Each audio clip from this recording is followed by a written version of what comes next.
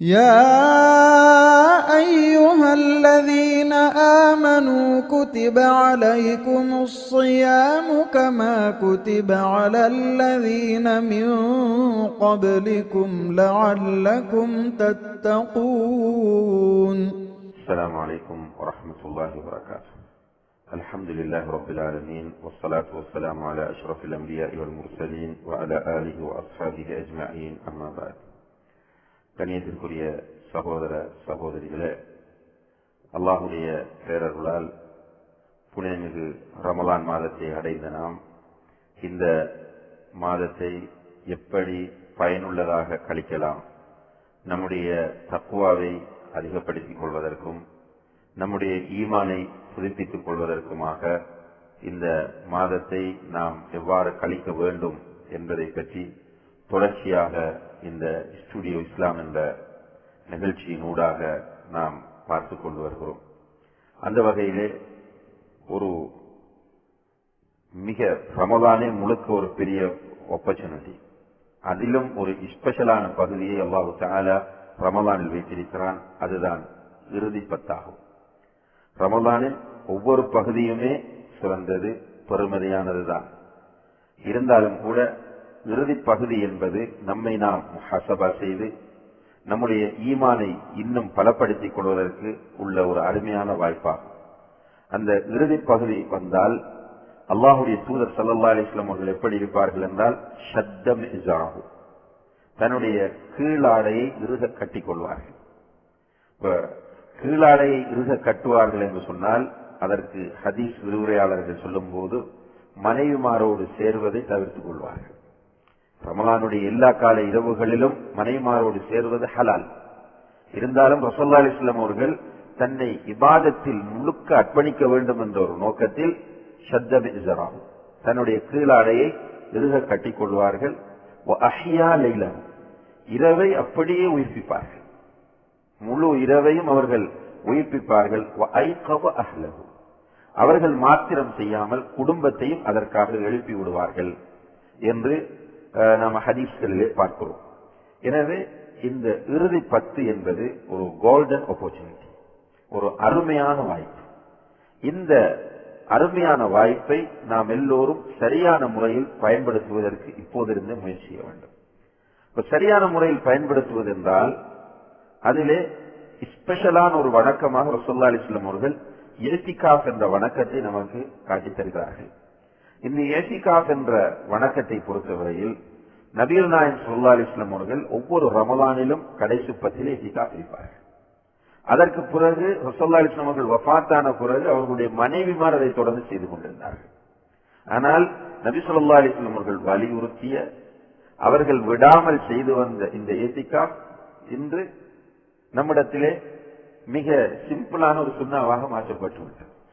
பாருங்கள் நிலைமை, கருத்து வேறுபாட்டுக்குரிய சுன்னாக்களில் ஆர்வத்தோடு ஈடுபடுகிறோம், சண்டை செய்கிறோம். கருத்து வேறுபாடு இல்லாமல் அல்லாஹ்வுடைய தூதர் வலியுறுத்திய சுன்னா விடப்பட்டு விட்டது. இன்றைக்கு குர்ஆன் சுன்னா பேசக்கூடியவர்களுடைய மஸ்ஜிதுகளில் இஹ்திகாஃப் இருக்கிற வீதம் மிக குறைவு. வித்தியாசத்திலே இருக்கிறார்கள், சுன்னாவுக்கு எதிராக இருக்கிறார்கள் என்று சொல்லுகிற மக்களை பார்த்தால் ஓரளவு அவர்களிடம் இஹ்திகாஃப் இருக்கிறது. ஆனால் குர்ஆன் சுன்னா பேசக்கூடிய பள்ளிவாசல்களை போய் பார்த்தால் பெரும்பாலும் ரமலானுடைய இறுதி 10 காலத்தில் அப்படியான ஒரு ஏற்பாடு அந்த மஸ்ஜிதுகளிலே இருக்காது. ஒரு பெரிய கஷ்டமாக நினைக்கிறார்கள். உண்மையிலேயே இஹ்திகாஃப் என்பது அல் குர்ஆனும் வலியுறுத்துகிற ஒரு வசனம், ஒரு இபாதத், ஹதீஸ்களும் வலியுறுத்துகிற ஒரு இபாதத், நபி ஸல்லல்லாஹு அலைஹி வஸல்லம் அவர்கள் விடாமல் செய்து வந்த ஒரு சுன்னத். எனவே இந்த இஹ்திகாஃபுக்குரிய சூழ்நிலையில் இருக்கிற மக்கள் இந்த இஹ்திகாஃப் என்ற வணக்கத்தை செய்ய வேண்டும். இந்த இஹ்திகாஃபிலும் சிறந்தது என்னவென்று கேட்டால், மக்காவில் போய் இஹ்திகாஃப் இருப்பது, அல்லது மதீனாவில் இருப்பது, அல்லது பைத்துல் முகத்தஸில் இஹ்திகாஃப் இருப்பது. இது வாய்ப்புள்ளவர்களுக்கு அது சிறந்தது. அப்படி இல்லை என்றால் ஜும்ஆ மஸ்ஜிதுகளில் இஹ்திகாஃப் இருப்பதுதான் மிகவும் ஏற்றமானது. ஏனென்றால் இஹ்திகாஃபோடு இருக்கிற ஒருவர் சில கட்டுப்பாடுகளோடு இருக்க வேண்டும். இப்ப ஜும்ஆ மஸ்ஜிதாக இல்லாவிட்டால் அவர் ஜும்மா தொழுகைக்காக வேண்டி வேறொரு மஸ்ஜிதிற்கு போக வேண்டிய நிலை ஏற்படும். அதனால் இஹ்திகாஃபினுடைய அந்த பூரண தன்மை குறைந்துவிடும். நம்ம இது ஹராம் என்று சொல்லவில்லை, பிதஅத் என்றும் சொல்லவில்லை. நாம இஹ்திகாஃப் இருக்கும் போது ஜும்ஆ மஸ்ஜிதை பார்த்து இஹ்திகாஃப் இருந்து கொண்டால் அது கருத்து வேறுபாட்டுக்கு அப்பாற்பட்டது. பொதுவாக ஒரு விதி இருக்கிறது, அல் ஹுரூஜ் மினல் கிலாஃபி முஸ்தஹப்புன் அல்லது கைருன் என்று. கருத்து வேறுபாட்டுக்குள் இருந்து வெளியேறுவது சிறந்தது. இப்ப இது கருத்து வேறுபாடு ஜும்மா மஸ்ஜித் அல்லாத மஸ்ஜிதில் இருக்கலாமா இல்லையா என்பது கருத்து வேறுபாட்டுக்குரிய. ஏன் நாம் அந்த கருத்து வேறுபாட்டுக்குள் போய் நம்முடைய நேரத்தை வேஸ்ட் பண்ண வேண்டும்? நமக்கு தெளிவாக கருத்து வேறுபாடு இல்லாத ஜும்மா மஸ்ஜித் இருக்கிறது. எனவே இத்திகாஃப் ஜும்மா மஸ்ஜிதுகளிலே தான் இருக்க வேண்டும் என்பதை நாம புரிந்து கொள்ள வேண்டும். அடுத்ததாக அன்புள்ள சகோதர சகோதரிகளே, சில பெண்கள் என்ன செய்வார்கள் என்று கேட்டால் அவர்களுடைய வீடுகளில் இத்திகாஃப் இருப்பார்கள். வீடுகளில் இத்திகாஃப் இருக்க முடியாது. என்று அல்லாஹ் தஆலா மஸ்ஜிதுகளில் தான் இத்திகாஃப் இருக்க வேண்டும் என்பதை குர்ஆனிலே சொல்கிறார். எனவே பெண்கள் இத்திகாஃப் இருக்க விரும்பினால் மஸ்ஜிதில் அவர்கள் இருக்கலாம். நபி ஸல்லல்லாஹு அலைஹி வஸல்லம் அவருடைய மனைவிமார் இத்திகாஃப் இருந்தார்கள். எனவே அவர்களும் மஸ்ஜிதிற்கு வந்து இத்திகாஃப் இருக்கலாம். இப்போது நீங்கள் மக்காவில் பார்க்கலாம். மக்காவிலே நிறைய குடும்பத்தோடு வந்து கடைசி பத்திலே இத்திகாஃப் இருப்பார்கள். பெண்கள் பெண்கள் தரப்பில் இருப்பார்கள், ஆண்கள் ஆண்கள் பகுதியில் இருப்பார்கள். சிலர் குடும்பத்துடனே அந்த இடத்திலே தனியாக அவர்களுக்கு என்ற ஒரு இடத்தை அமைத்துக் கொண்டு இத்திகாஃப் இருப்பார்கள். எனவே பெண்கள் இத்திகாஃப் இருக்க விரும்பினால் மஸ்ஜிதிற்கு வர வேண்டும். அவர்கள் வீட்டிலே அவர்களுக்கு என்று தொழுவதற்காக வைத்திருக்கிற ரூமாக இருந்தாலும் சரி, அல்லது அவர்கள் தொழக்கூடிய முசல்லாவாக இருந்தாலும் சரி, அதிலே அவர்கள் இத்திகாஃப் இருக்க முடியாது. அவ்வாறு இருப்பது இத்திகாஃபாக கருதப்பட மாட்டாது. எனவே இந்த இறுதி பத்தில் நாம் செய்ய வேண்டிய மிக முக்கியமான ஒரு இபாதத்தாக இந்த இத்திகாஃப் இருக்கிறது.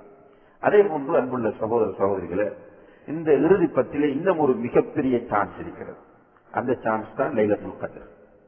ரசூலுல்லாஹி அலைஹி வஸல்லம் அவர்கள் சொல்கிறார்கள், ரமலானின் இறுதி பத்தின் ஒற்றைப்பட்ட இரவுகளில் லைலத்துல் கத்ரை நீங்கள் தேடுங்கள் என்று சொன்னார்கள்.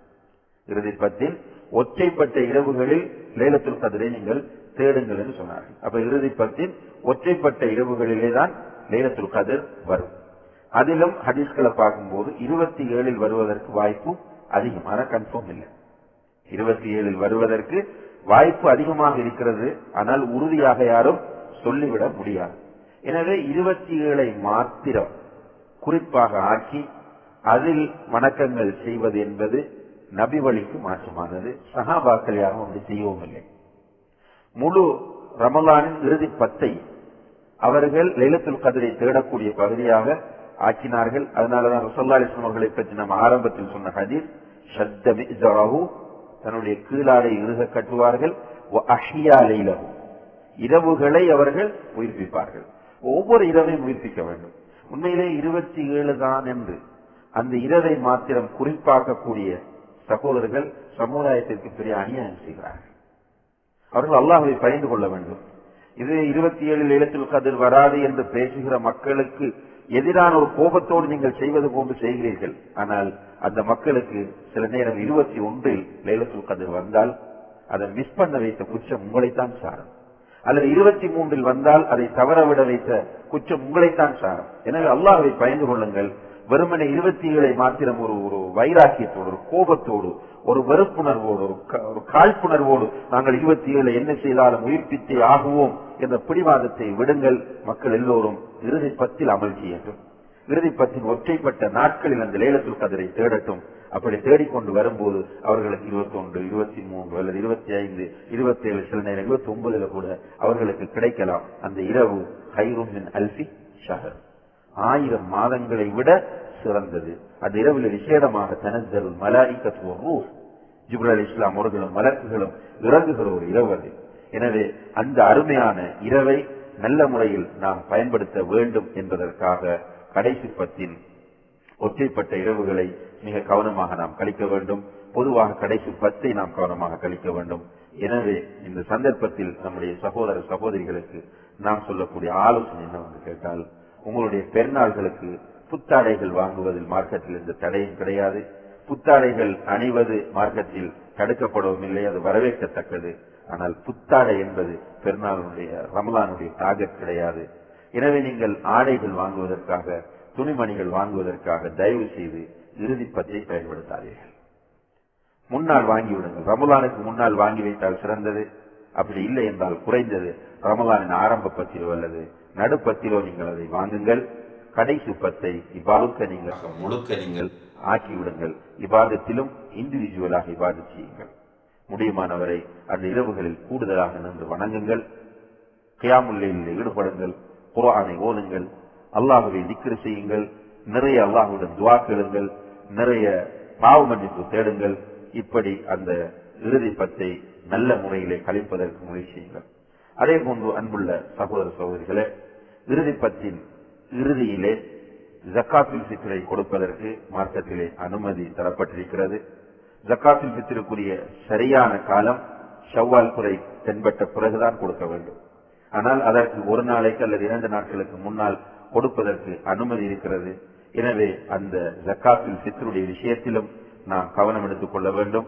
அதனுடைய சட்டங்களை உங்களுடைய பிரதேசங்களில் இருக்கக்கூடிய உலமாக்களிடத்திலே கேட்டு சரியான முறையில் அந்த ஜக்காத்துல் ஃபித்ரை நிறைவேற்றுங்கள். ஏனென்றால் ஜக்காத்துல் ஃபித்ர் என்பது துஹ்ரத்துல் லிஸ்ஸாயிம் வ துஅமத்துல் லில் மசாகின் என்று நபிகள் நாயகம் ஸல்லல்லாஹு அலைஹி வஸல்லம் அவர்கள் சொன்னார்கள். நோன்பாளி நோன்போடு இருக்கிற நேரத்தில் அவரை அறியாமல் விட்ட தவறுகளுக்கான பரிகாரமாகவும், பெருநாளில் ஏழைகள் பசியோடு இருக்கக்கூடாது என்பதற்காகவும் அல்லாஹ் மார்க்கமாக்கிய ஒரு வணக்கம்தான் இந்த ஜக்காத்துல் ஃபித்ர் அல்லது சதகத்துல் ஃபித்ர் என்று சொல்லக்கூடிய இந்த கடமை. எனவே இந்த கடமையை இந்த இறுதி பத்தின் இறுதியிலே நிறைவேற்றுங்கள் அல்லது ஷவ்வால் குறை தென்பட்டதும் நிறைவேற்றுங்கள். இப்படி இந்த இறுதி பத்தை நாம் மிக ஆர்வத்தோடு கழிப்போமாக இருந்தால், குறிப்பாக ஸல்லல்லாஹு அலைஹி வஸல்லம் அவர்கள் சொன்னார்கள், மன் காம லைலத்துல் கத்ரி ஈமானன் வஹ்திசாபன் குஃபிர லஹு மா தகத்தம மின் தம்பி. ஈமானுக்காகவும் கூலிக்காகவும் வேண்டி அல்லாஹ்விடத்தில் கூலியை எதிர்பார்த்தும் யார் லைலத்துல் கத்ருடைய இரவில் நின்று வணங்குகிறாரோ அவருடைய முன் செய்த பாவங்கள் மன்னிக்கப்படும் என்று சொன்னார்கள். எனவே இந்த இறுதி பத்தில் நம்முடைய பாவங்கள் மன்னிக்கப்பட வேண்டும். ரமலானின் ஆரம்ப பகுதியில் நாம் ஏதாவது மிஸ்டேக்ஸ் விட்டிருந்தால் அதையும் கவர் பண்ணக்கூடிய ஒரு காலப்பகுதியாக இதை நாம் ஆக்கிக் கொள்ள வேண்டும். எனவே எல்லாம் வல்ல அல்லாஹ் ஜல்ல ஷானஹு தஆலா இந்த ரமலானை நல்ல முறையிலே பயன்படுத்தி இதிலிருந்து வெளியேறும் போது முத்தகி, அல்லாஹுடைய பார்வையில் தக்வா உள்ள ஒரு அடியானாகவும் ஈமான் அதிகரித்த நிலையிலும் நாம் வெளியேறுவதற்கு எல்லாம் வல்ல அல்லாஹ் ஜல்ல ஷானஹு தஆலா நம் அனைவருக்கும் தௌஃபீக் செய்ய வேண்டும். அதற்காக நாம் எல்லோரும் தொடர்ச்சியாக பிரார்த்திப்போம். وآخر دعوانا أن الحمد لله رب العالمين والسلام عليكم ورحمة الله.